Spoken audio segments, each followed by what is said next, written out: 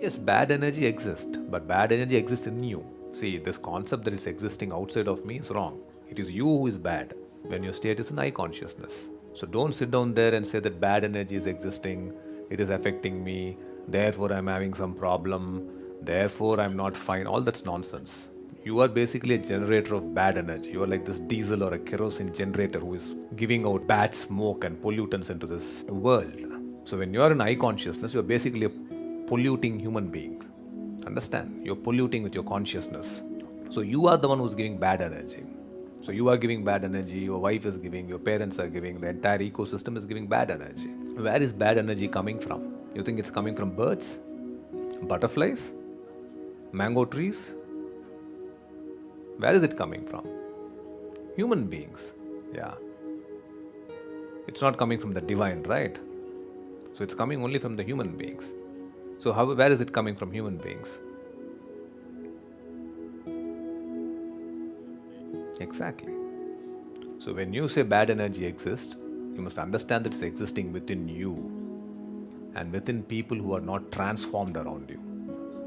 That is why I always say that when you come here, see if you can come with your partner, with your family, so that as their state changes, then in your house, in your workplace, everywhere, you are changing that energy. You're changing that energy into a one consciousness energy, from I consciousness to one conscious energy. And when you can change that, when you can transform that, then you are working and functioning from a very powerful place. You are functioning from a sacred place. Then what will happen there is beautiful things. What will happen there is powerful things. Recognize people around you for the best that you have seen in them. In recognizing the best instead of the worst, you will kindle, nurture and receive the best of everyone. Whatever you pay attention to will naturally grow, at least for you. Every human being that you meet, there's a good side to them, there is a nasty side to them. If you pay attention to the nasty side, your mind will be preoccupied with the nastiness. Somebody else's nastiness will become yours. And because of that, you will receive more and more of that from all around you. If you pay attention to the best, even though in some people it may be a minuscule, if you pay attention to the best, it will grow. At least in your mind, in your experience, it will grow. There is a good chance it will grow in them also. Well, when you live in this world, when you're active, so many people will say and do variety of nasty things to you. But if you pay attention to that, you will stop in your tracks. If you pay attention to that may exist even in those people who are continuously spewing venom. One thing is, your mind shall never become nasty. Another thing is, there is always a possibility even they will turn around. After telling this story, Buddha said that anger can only be controlled by keeping quiet, because angry person speaks abusive words which sparks controversy.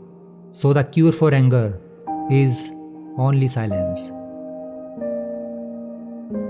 If we see in our life, we will find that often there are moments in our life when we get angry and lose our composure. And when someone gets angry, his mind stops working and his mouth starts talking. In anger, the person speaks such abusive words for which he has to repent later. Angry person not only commits mental violence but can also commit physical violence, due to which sometimes he has to regret in his whole life later on. Mostly physical violence happens in those moments of anger, but anger lasts only for few moments. If we keep silence in those moments of anger, then we will be saved from many fights and quarrels. Therefore, whenever you get angry, always keep calm, take a few drops of the medicine called silence in your mouth and close your mouth for some time, and you will be saved from many troubles to come. So, I want to remove negative thoughts. Do not ever go in this direction because what you want to remove will become your quality. Always you will be on it. So what should I do? The thing is this, without understanding the fundamental mechanism of this mind, because our mind, human mind, is the most sophisticated computer on the planet. Even all the supercomputers have come out of this. When this is the case, is it not important that we understand the mechanics of how it functions? One simplistic aspect of how it functions is, there are no subtractions and divisions in our mind. There is only addition and multiplication. If you try to do something with it, it will say one more. If you try hard, it will multiply into many more. In this mind, you don't try to identify what is positive, what is negative and try to remove it. It is important that you focus on this fundamental sense of aliveness within you, and then you will see there is a natural distance between you and your thought process. Once there is a distance between your psychological process and your physiological process, this is the end of suffering. Because there are only two kinds of suffering that human beings go through, physical suffering and mental suffering. Once you create a little space between you and your mind, between you and your body, this is the end of suffering. This is something every human being has to experience and know, otherwise thinking I will just remove negative thoughts and I will have positive thoughts, all the best, it's not going to work 100%, it's not going to work because nobody can remove it, they can avoid it for some time. So when negative thoughts come, you say Ram Ram, Shiva Shiva, whatever you want, but this is just avoiding, it's not gone. The moment you stop that, it will pop back with great force, otherwise it'll come back in your dreams. So it's very important, first of all you need to understand your anger, your resentment, your fear, your anxieties, the negativity that you generate. Generally resentment, anger, it is always directed towards somebody. But we need to understand this is poisons that we are drinking and expecting somebody else to die. Fortunately, life doesn't work like that. If I drink poison, I die. If I drink poison, you don't die. So, we need to understand this. When I say poison, today you can have yourself chemically analyzed. Right now, what is your blood work, what it says? 5 minutes of intense anger, check your blood work and see, there will be lots of negative elements in it, literally you're poisoning yourself. So, do you want to poison yourself? Definitely not. Now the very question is coming from certain helplessness, what shall I do? Don't do anything, just sit back and just concern yourself with something which is a life process. Maybe your heartbeat, maybe your breath, maybe just a sensation of being alive. Depending upon how sensitive or how perceptive you are, accordingly, find something. It could be a sensation in the body, it could be breath, it could be heartbeat, it could be anything, something which indicates life to you. Just pay attention to that for some time. Slowly you will see there is a distinction between what is you and what you have gathered, which includes both your physiological and psychological possibility or mess, whatever you made out of it. How you wish to see it will determine your level of happiness. You choose to be happy or you choose to be unhappy does not depend upon the situations. It just depends upon the choices that you make. And when we are unhappy, we are the ones who are choosing to be unhappy. What the world throws at us is not necessarily your choice. But what you make out of it is entirely your choice. Yes? What you make out of it is entirely your choice. Your experience of life, this much you must come to every one of you young people. If you want your potential to open up in the world, one important thing that you must fix in your life is your experience of life, either peacefulness or agitation, either joy or misery, blissfulness or suffering, whatever it is, your experience is entirely made by you. If you don't have very strong emotions, very intense thoughts about something, you cannot get depressed. It is just that you're generating thoughts and emotion which work against you, not for you. So you are strong enough to cause depression to yourself because for you to cause a mental illness for yourself. Almost everybody here,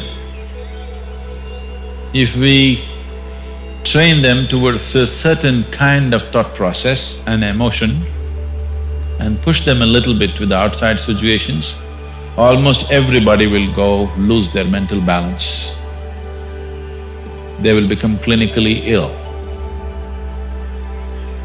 They can be driven to madness, I'm saying, because the line between sanity and insanity is very thin. People keep pushing it. You get angry, you're pushing the line. It's a thin line. You do one thing every day, you try this. 10 minutes a day, try intense anger on somebody. You will see in 3 months' time, you will be clinically there. Yes. Just try it if you want. Because if you keep pushing the line, you go mad and you come back, you go mad and you come back, one day you're not able to come back, that's all. One day you're not able to turn back, then you're clinically ill. You must understand, even if you got angry for a moment, you're already ill. You think it's your right to throw tantrums, you think it's your right to get angry with people, you think it's your privilege to be depressed so that you'll get attention from somebody. You keep playing this, one day you will not be able to turn back. Keep crossing the line every day, one day you will see you cannot cross back. That day, you need a doctor.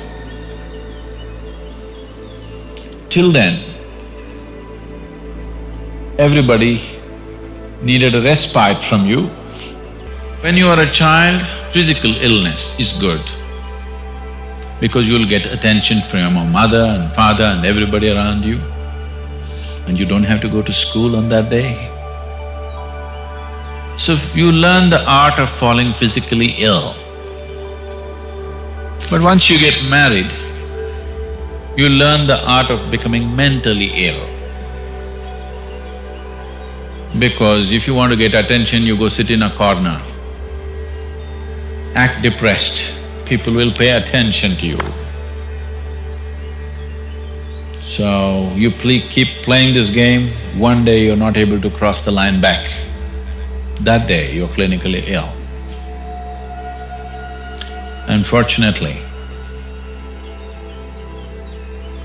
in many ways, not just in the way that I said now, in many different ways, I would say 70% of illnesses on the planet, all kinds, are self-created. Even if you get an infection, there is a way. If you keep yourself in a certain way, physically and mentally, the virus and the bacteria will not work the same way as it works upon somebody else.